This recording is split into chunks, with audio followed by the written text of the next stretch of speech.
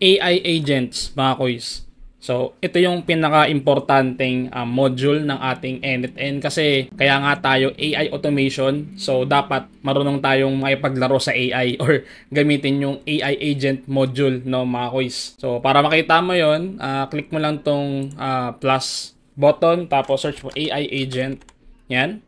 So, ito siya. So, sa ngayon, wala pa siyang use kasi kailangan pa natin itong i-setup, no? So, isa-isayin natin yung mga parts niya. So, ito. So, yung AI agent natin, so, hindi siya gagana kung walang chat model. So, ito yung pinaka-required niya, no? Ano ba yung mga chat model na pwede mong gamitin? So, let's see. Ayan, bale, pwede kang gumamit dito ng Anthropic. So, yung Anthropic is yung Claude yun. Then, Azure, OpenAI. So, Azure, it's Microsoft. Then, AWS, meron din. Then, Cohere Chat Model, DeepSeek, Gemini, Vertex, Grok, Mistral, Ollama, OpenRouter, XAI, Grok, saka OpenAI.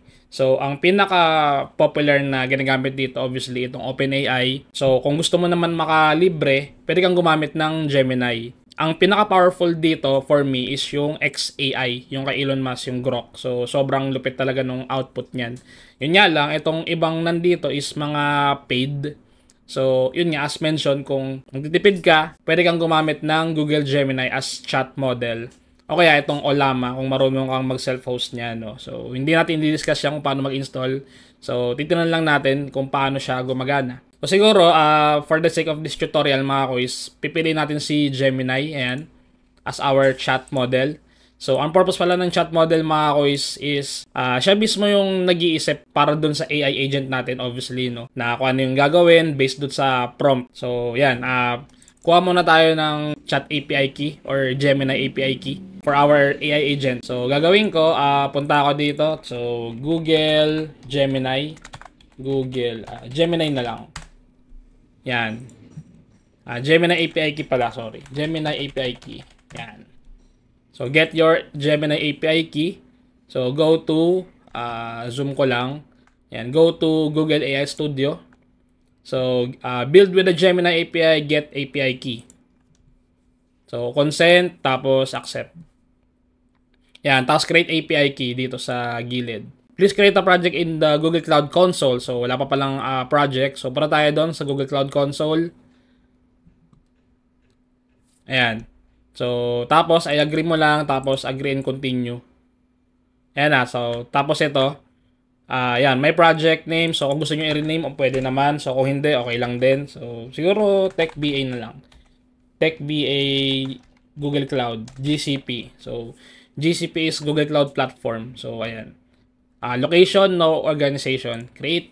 Okay na. So, meron na tayong project. Balik tayo dun sa ating Google Cloud. So, close natin to. Tapos, create API key ulit.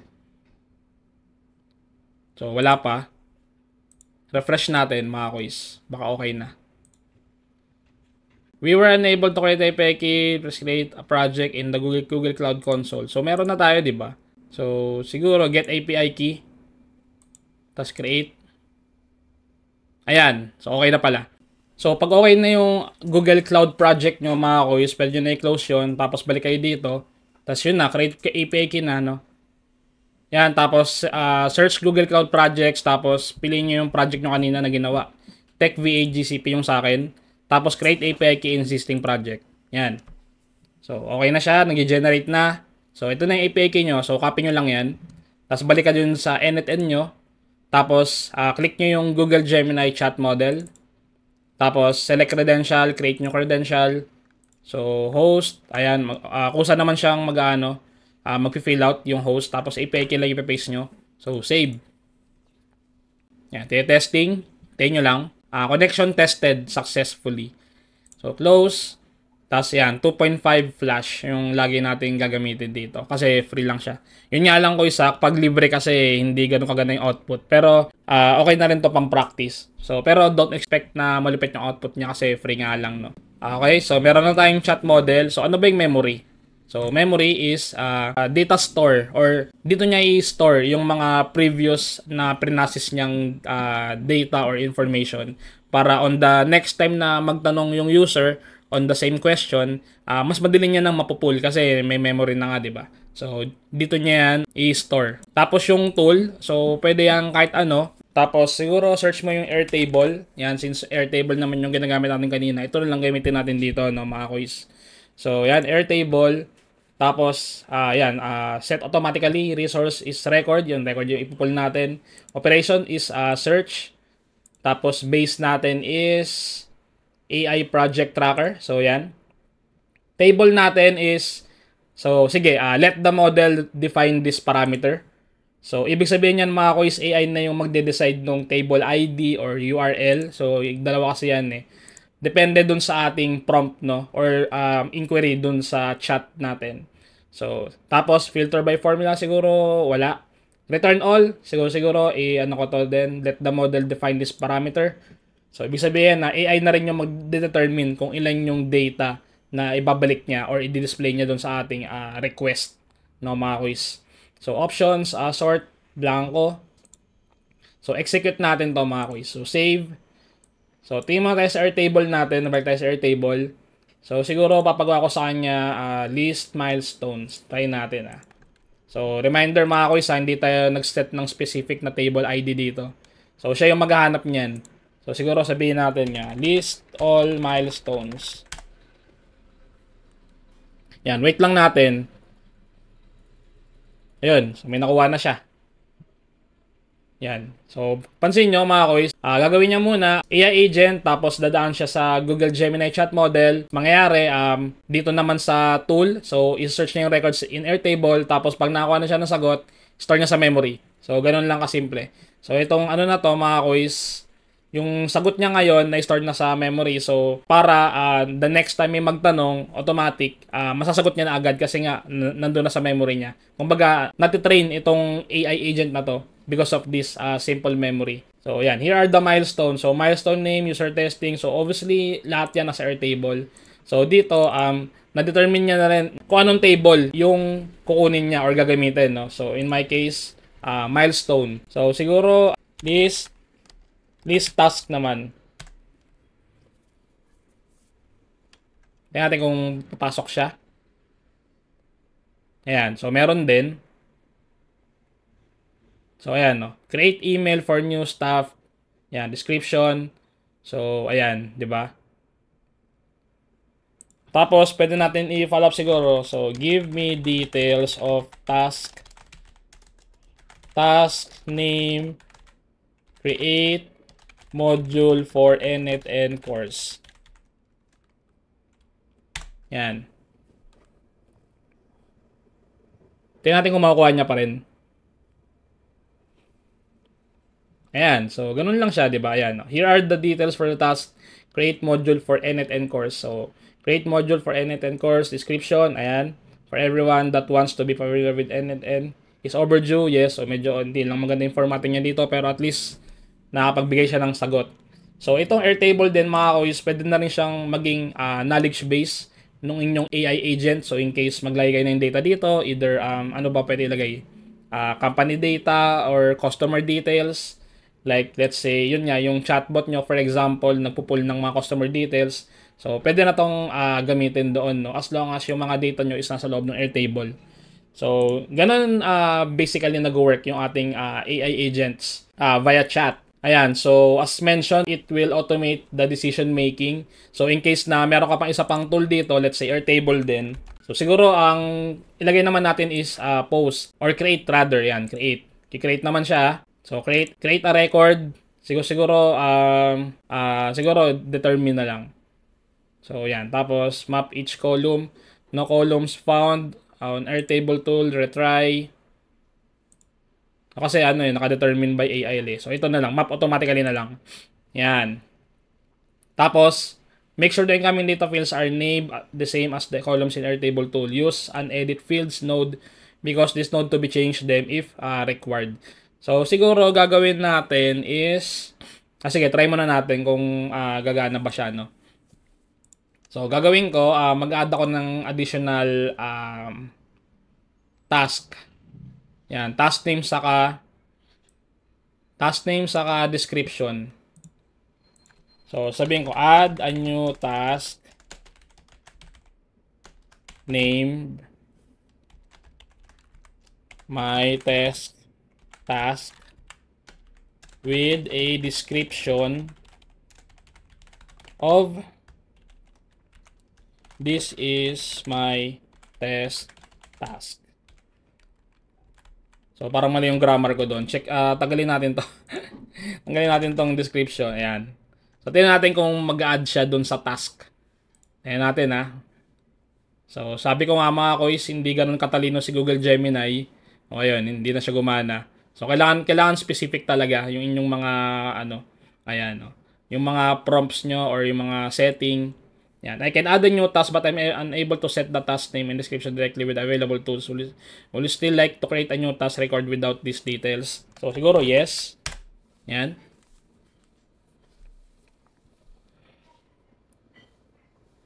Yan. Hindi talaga.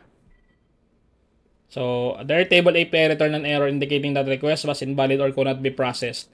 So, dito kasi mga quiz, dapat talaga naka-manual tapos siguro itong table palitan natin, gawin nating fix from the list task. Problema, hindi na siya AI. So medyo complicated yung sa part na mag-add ka ng data using AI kasi ang dami niyang hinihingi. Tapos yun pa yung natin model, hindi pa ganun katalino, no. So siguro kung meron kayong budget for the OpenAI, pwede niyo gamitin niyo, no. But for the meantime, ito muna. So I think you'll get the point of AI agents, no. So siya na rin yung mag-iisip kung ano yung gagawin niya based dun sa inyong nilagay na prompt, no. So ayun, that's it. Tapos siguro pakita ko na lang sa inyo kung paano naglalagay ng prompt dito, no, mga quiz. So, gagawin natin, papalitan natin to. Gagawin nating webhook. Webhook. So, webhook. Yan. So, post. Laging post mga quiz. Tapos, i-connect natin yan dito sa ating AI agent. Yan. So, puro tayo sa Google ulit. Tapos, siguro Jotform tayo. Jotform. Ayan. Free online form builder and form creator. So, sign up ka lang dyan with Google para madali. Select mo yung email mo, tapos continue mo lang. Tapos continue. Yan, tayo nyo lang mag-login. Yan, create your first form. Siguro ano ba yung pwede natin gawin? Kasi marami tayo ditong table, di ba? So, task na lang siguro, task.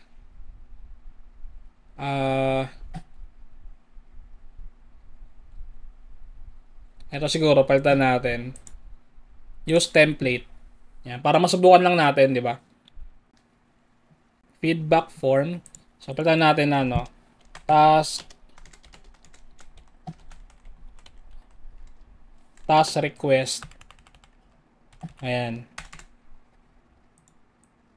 So, enter your task details below. So, siguro tanggalin natin to para lang maano natin. Name. Yan, okay na yan. Describe your feedback, tapos name, email, saka yan. So, siguro palitan natin yung link kasi tinanggal natin yung webhook kanina. So, malamang nagbago na yung link nun. So, dito tayo sa test URL, post. Yan, copy natin yan. Pag click mo yan, automatic na yan. Siguro palitan natin yung ating URL ng webhook. Edit. Tapos settings. Integrations. Nasaan na yung webhook? Yan, webhook. Ito, yan. Edit integration. Tapos tanggalin mo yan. Tapos palit kang panibago. Yung test yung gagamitin natin mga kuya kasi testing to. No? So, complete integration.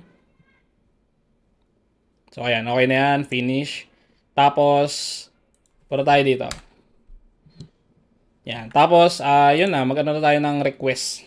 Task request. So, need to buy new computer for RJ. So, name by RJV. Tapos, email ko. Yan. techbay@gmail.com. So, gagawin ko, bago ko i-submit, dapat running tong automation nyo, no? Execute workflow. So, ibig sabihin yan, again, mag-aabang na siya ng data na papasok sa kanya, mga kois. So, click mo yung submit. Yan. So, dapat nandito rin yan, no? Ayan. So, syempre, mag-error pa yan kasi hindi pa natin inayos yung prompt natin, no? So, yan. Nag-ano lang tayo ng data. So, ayan. Meron na tayong data. So, gagawin is AI agent. So, papalitan natin yan. Itong connected chat trigger node, gagawin natin define below. Kasi gagamitin natin tong, ano na to, yung data natin from the jot form. So, as you can see, ganyan siya. Hindi ganun maganda. Pati ito, hindi rin maganda. So, magpa-prompt tayo. So, tanggalin muna natin to. Tanggalin natin to. Tanggalin din natin to. So, gagawin natin, yung last action natin is sa Airtable mismo, no? Dito sa Airtable, create new record. So, yan, gagawin natin. So, lahat nung i-input natin dun sa form, masasave dito sa ating base, no, sa Airtable. So, from the list, AI project tracker. So, table, choose task. So, dyan tayo maglalagay mamaya ng ating mga data na isasubmit natin sa ating jot form. Tapos, yan, mamaya i-map natin yung yung mga data nandun sa jot form papunta rito. So, dito, as you can see, hindi maganda yung binigay niyang data, no? Ayan, no, tinan mo. Paano yan, oh? Describe your feedback. Hindi siya iwaiwalay, di ba? So, mangyayari, gagamitin natin si AI para ma-format ng maayos tong mga data na to, tapos i-map natin doon sa Airtable. Kasi pagka hindi natin ginawa, ang mangyayari dyan, so dito siguro sa task name, so expression. Expression lagi makakuisa pagka maglalagay ka ng variable. So, expression, tapos ito, webhook. Ayan. So, wala ito, pretty, yan lang. Oh, so, isang buo yan. Ito yung masasave doon sa, dito sa task name. Itong isang buo na to na describe your feedback, ayan, email, ganyan-ganyan. So, hindi natin siya mabibiyak sa ngayon. So, kailangan natin gumamit ng AI or yung AI agent natin, no, para mabiyak siya. So, ayan, meron na tayong memory, tapos meron na tayong model, which is yung Gemini ulit. So, gagawin natin, maglalagay tayo ng prompt dito na ipo-format niya to, na bibiyakin niya yung mga, yan, yung task name, tapos yung email, tapos first name, last name. So, tingnan natin nga. Tingnan mo natin saglit kung tama. So, wala naman siyang first name, last name Pero at least, na lang natin. Yan, email lang yung meron. So, para tayo sa ChatGPT mga kuys para magawa natin yung prompt natin. So, ChatGPT. Yan. So, gagawin ko, I want to, i-copy muna natin to. So, sa ChatGPT mga kuys, I want to transform the data below to JSON format or to this, to JSON format, tama. So, data muna, data. Yan, paste natin yan. To JSON format. So, gagawa ka ng JSON format. Ayan, opening and closing curly brace. Tapos, yung pinaka-key mo, ilalagay mo. So, ang meron dyan is yung task name. Task name na lang, ganyan. Tapos, task. Tapos, comma. Tapos, kulang yata to, no? Kulang siya. Back. Yan, wala siyang task details. So, siguro, mag-create siya ng task details na lang sa atin. No? I-prompt na lang din natin. Yan. Siguro lagay natin, create task details for me. Tapos, first name. First name. First name. Tapos, last name. Last name. Tapos, last name. Last name. So, remember mga kuisa, ito yung JSON natin. So, lagi siyang may key. Yan, key. Tapos, value. Yan. Mali pala to, no? Delete natin to. Mali. Yan, ganyan dapat siya. Task name equals task. Ay, wait. Medyo nalito ako. Wait lang. Tapos, ito dito pala, details. Yan. Task details. Yan. Tapos, yan. Create task details for me. So, yan. First name, last name, last name. Tapos, email pa pala. Email. Equals email at gmail.com for example. Try natin yan kung ano niya. Ayan. So, di ba nabiyak niya? So, gagawin natin is ayusin natin tong prompt na to. Papaayos natin sa kanya. So, next natin gagawin is I want to create a prompt for my AI agent so it will output the JSON whatever data I provide. Yan.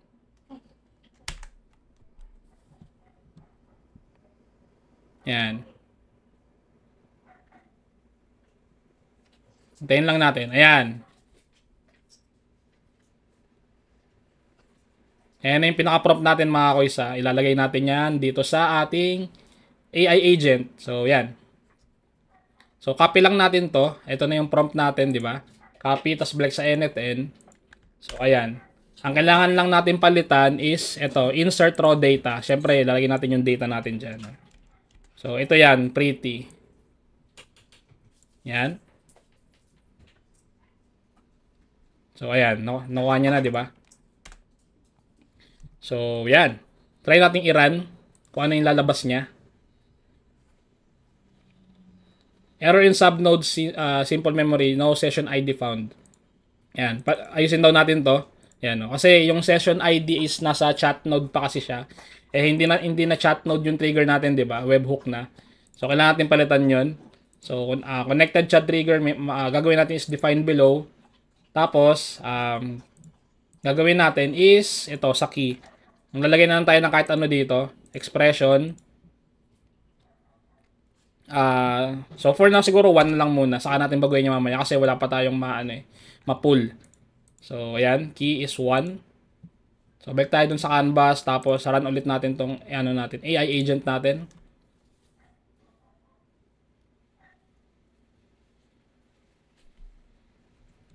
Ayan, nag-iisip na siya. So, output. Ayan, no? Dapat pure JSON lang siya. So, mangyayari is dapat, ayan, medyo hindi pa magandang output niya, no? Nakakalito. So, gagawin natin is, balik tayo dun sa ChatGPT, tas ito, i-copy natin. So, gagawin natin, para ganito yung maging output niya, exactly na format, is, mag-add tayo ng specific output format, no, mga quiz. So, yan. Click mo lang yung require or toggle mo yan. Require specific output, tapos back to canvas ka. Tapos ito, may lalabas na output parser. Yan, sa output parser, click mo yan. Tapos, structured output parser. So, ayan. Tapos, yung JSON example, gawin natin. Yan, i-paste natin dyan. So, ito na yung pinaka-format niya. Dapat ganito yung lalabas sa kanya, no? And para mas specify din ni AI na ganito yung kailangan nating format. So, kaya meron tayong structured output parser. Ayun yung purpose niya. So, try ulit natin, no, mga quiz. So, execute. Ayun. So, pumasok na, di ba? Yun na yung pinaka-output niya. Di ba? So, ayan. Task name, task details, first name, last name, email. So, okay na yan. So, try natin i-map dun sa Airtable. Ayan. So, di ba? May task name na. So, okay na yan. So, task name. Tapos, task details. Ayan. So, first name. Ayan. Wala kasing first name eh. Email na lang. Email. Ayan. So, ayan. Okay? Task name equals task. So, task details, need to buy new computer for RJ. So, ayan. So, kapag ano na yan, obviously, pag in-execute natin yan, tatakbo na yan dyan, no? Ayan. So, pumasok na yan doon, for sure. Ayan. Task. Tapos yan. So, siguro mag-ano tayo, i-testing natin to. Execute workflow. Yan, tapos jot form tayo ulit. Submit tayo ng another request. So, I need a new laptop for my work. Yan. Something like that, no? So, email is techvaaa. Yan. RGV, tas submit. Yan. AI na yung mag-aisip niyan. So, yan. Ganyan siya. So, papasok na yan sa Airtable. Tingnan natin kung pumasok. Ayan, ulit. I need a new laptop for my work. So, dapat itong task, maging task talaga siya. So, siguro baguhin natin yung prompt.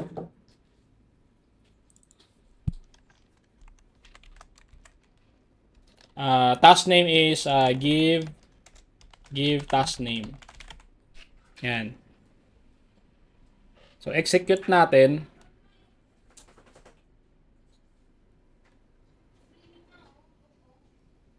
Yan, task name pa rin siya. Hindi talaga okay si si Gemini. Pero at least okay na yan, no. Libre lang naman eh. You will be given a raw string containing task related data. Your job is to extract specific fields. Ayan. So dito ilagay siguro natin sa rules maglalagay tayo. Task description appears after describe your feedback and before name. Give a task name based on job or task description. Yan. Ayan, okay na yan. So, tingnan natin kung working na ulit.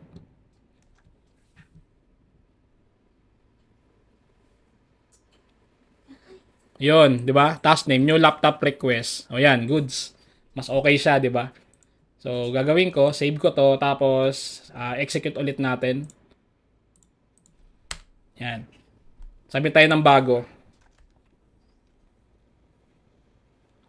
Let's say, print me 100 copies of contract for a client named TechBA PH. Yan, lagay mo yung name mo ulit. Di naman to gagamitin, pero at least nandyan lang yan. TechBA BBB. Ayan, B. So, submit. So, mangyayari ay paprocess siya ng AI. So, ayun, pasok. Tingnan natin kung okay na yan. Ayun, print contract copies. So, ayan, print me 100 copies of contract for a client. Tapos yung TechVA.